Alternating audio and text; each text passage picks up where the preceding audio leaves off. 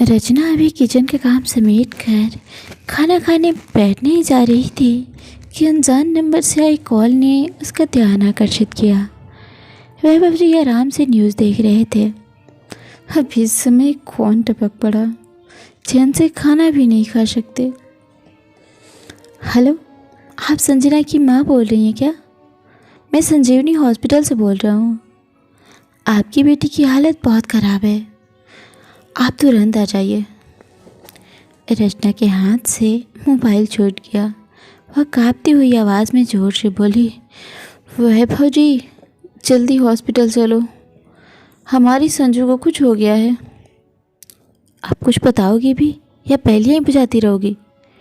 क्या हुआ हमारी लाडो को? पता नहीं, हॉस्पिटल से फ़ोन आया था कि आप जल्दी आ जाइए, उसकी हालत ठीक नहीं है।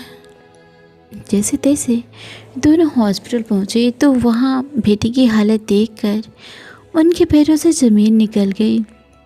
उसके सारे शरीर पर चोट के निशान थे। बड़ी बेरहमी से उसे पीटा गया था। मैं पहले ही कहती थी आपसे कि वह इंसान नहीं जानवर है। बिटिया को अपने घर बुला लो, पर आपने मेरी एक नहीं सुनी। यही कहते रहे कि अब वही उसका घर है, धीरे धीरे सब ठीक हो जाएगा। अगर वह ससुराल छोड़कर आ गई तो कोई क्या कहेगा। संजना को दर्द के इंजेक्शन देने के बावजूद भी वह करा रही थी। आहट सुनकर आंखें खोली उसने और सामने माता पिता को देखकर बिलख उठी। उस मंजर को याद करके तड़प उठी कि वह जब उसका जीवन भर साथ निभाने का वादा करने वाला उसका पति हैवान बना हुआ था।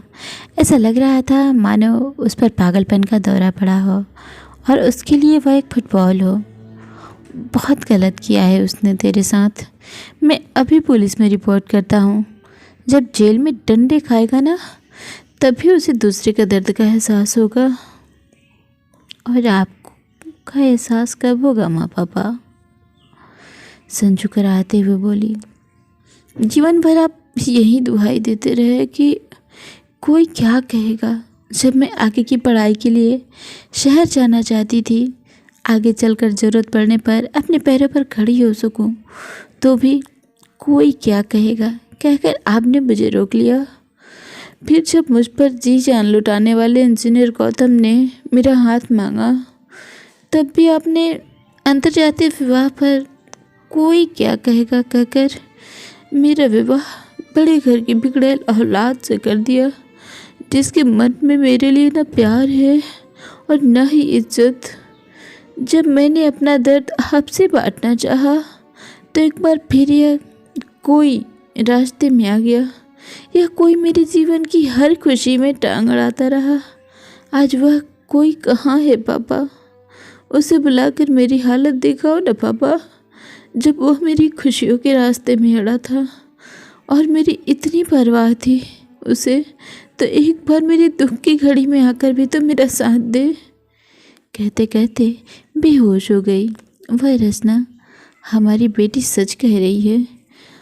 हम कोई क्या कहेगा के डर से कई बार अपने हित को अनदेखा कर देते हैं, जबकि सच तो यह है कि यह कोई हमें सुखी देखकर तो बातें बनाते हैं, पर हमारी परेशानियों में कभी साथ नहीं खड़े होते।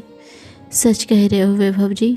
काश हमने पहले ही कोई के बारे में ना सोचकर अपनी और अपनी बेटी के भले के लिए सोचा होता, तो आज वह इस हालत में न होती। अभी भी अगर हम उसे आगे पढ़ा लिखा कर उज्जवल भविष्य दे पाए, तो ही हमारी प्रायश्चित पूरा हो सकता है। अब हम किसी को भी अपनी खुशी में टांग अड़ाने की इजाज़त नहीं देंगे।